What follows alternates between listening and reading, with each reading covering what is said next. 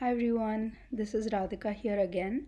I hope you all are doing well, and I'm sorry for the really bad lighting for the recording. I'm just trying to work with the best lighting that I can get, and it's really dark right now, so um, it is what it is.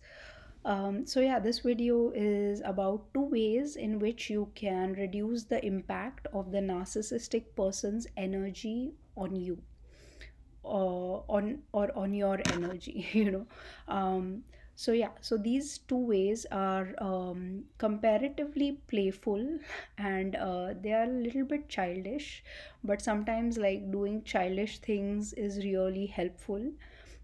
It helps children because a lot of children are happy doing childish things.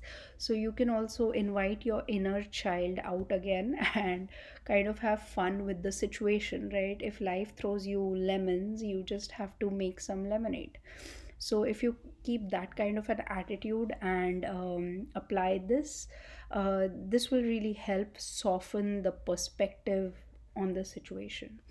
And again, I'm not saying that this is the only thing that you can do, you have or you should do, but sometimes I mean, no contact and gray rock are definitely the most recommended methods, and keeping your boundaries super strong with them, so not giving too much of your energy to them. But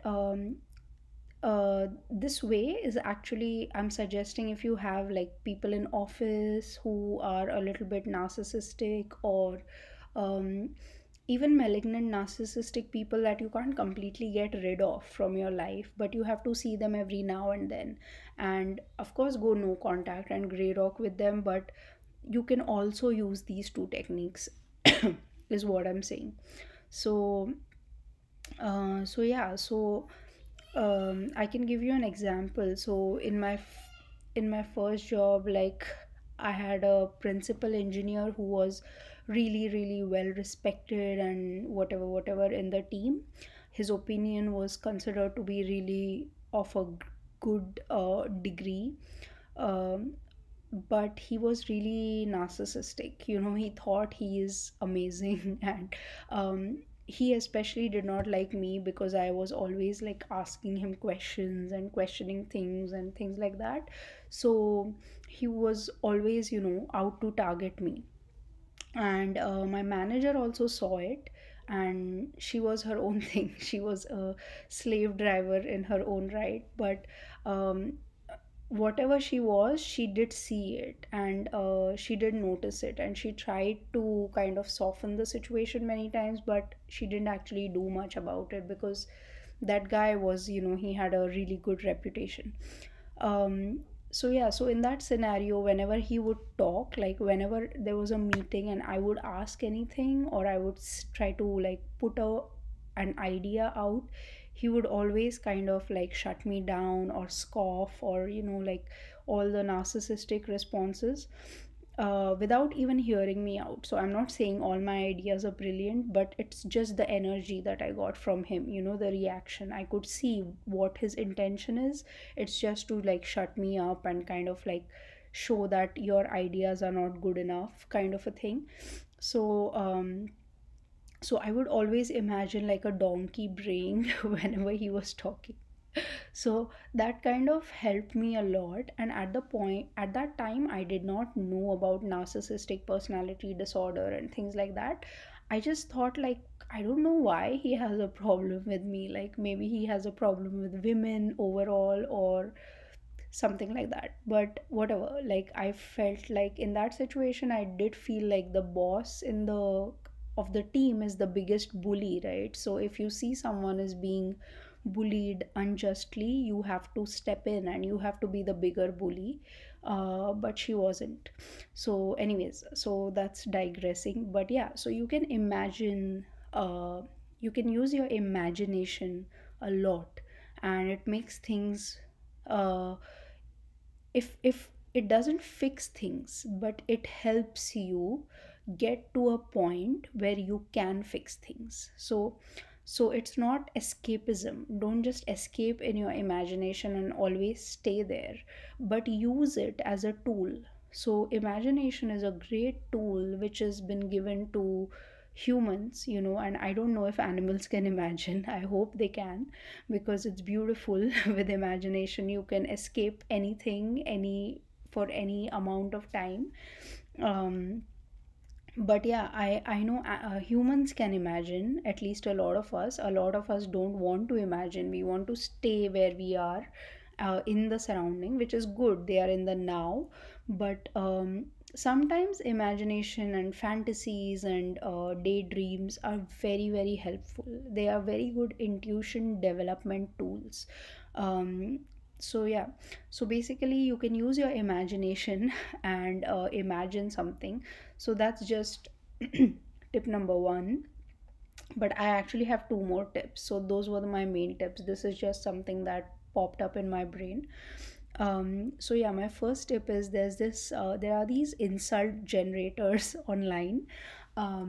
So you can use them. I'll add two in the description box below, so you can add them, and they just generate like random funny insults, and you can name the person that you are dealing with, that for for that day, or for whatever period of time you want to name them, and then you can generate another one and name them another thing in your brain, of course. I hope you don't say it out loud and it doesn't get you into trouble. But yeah, that's one way of dealing with it.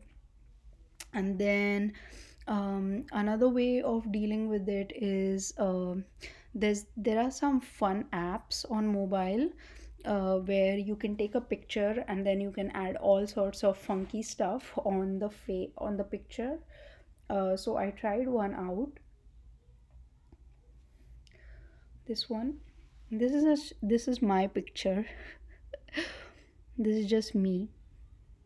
But yeah, you can actually do it to for someone else. But just be careful how you store your pictures, because you don't want like a co-worker to suddenly like see so many pictures of them on your phone, and with weird stuff on your face. That will be like HR violation.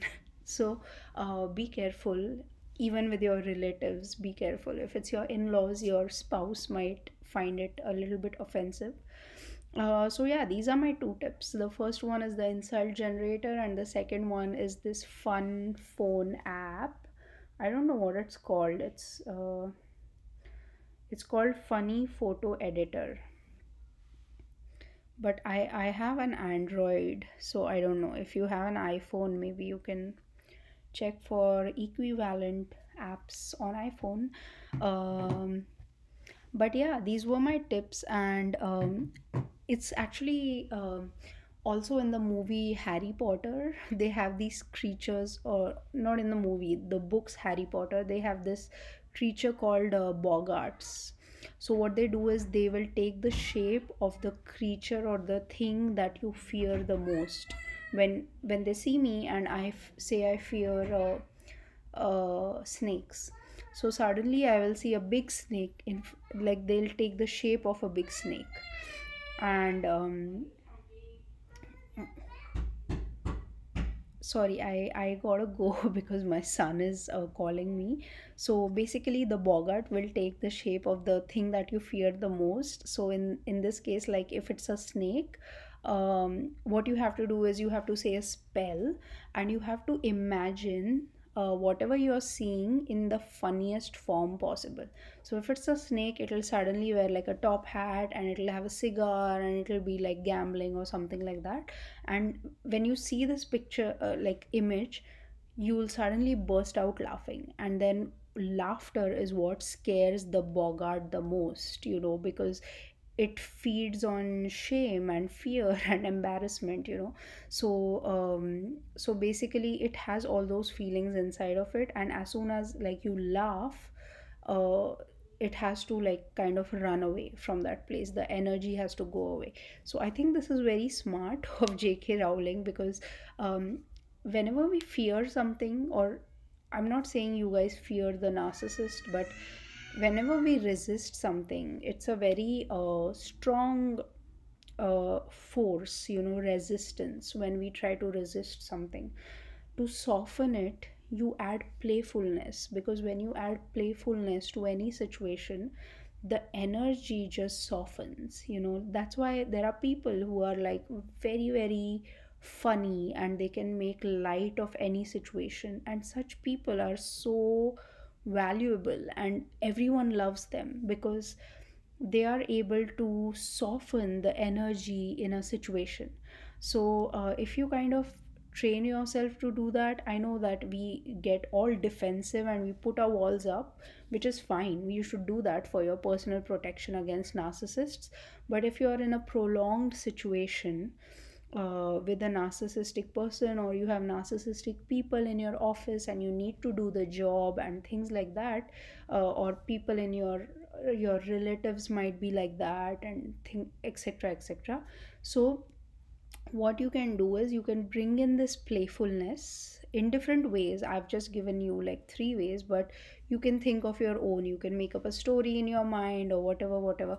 So basically you can just soften the whole energy of the situation by adding playfulness. And if you talk to the universe, if you talk to the world, or if you talk to higher powers in your own mind, they love playfulness because they will give you signs in the most weird ways, in the most playful ways. So when you actually start communicating with the universe or spirit or God, or you, whatever you want to call it, the force that moves the planets and the stars and the moon and everyone.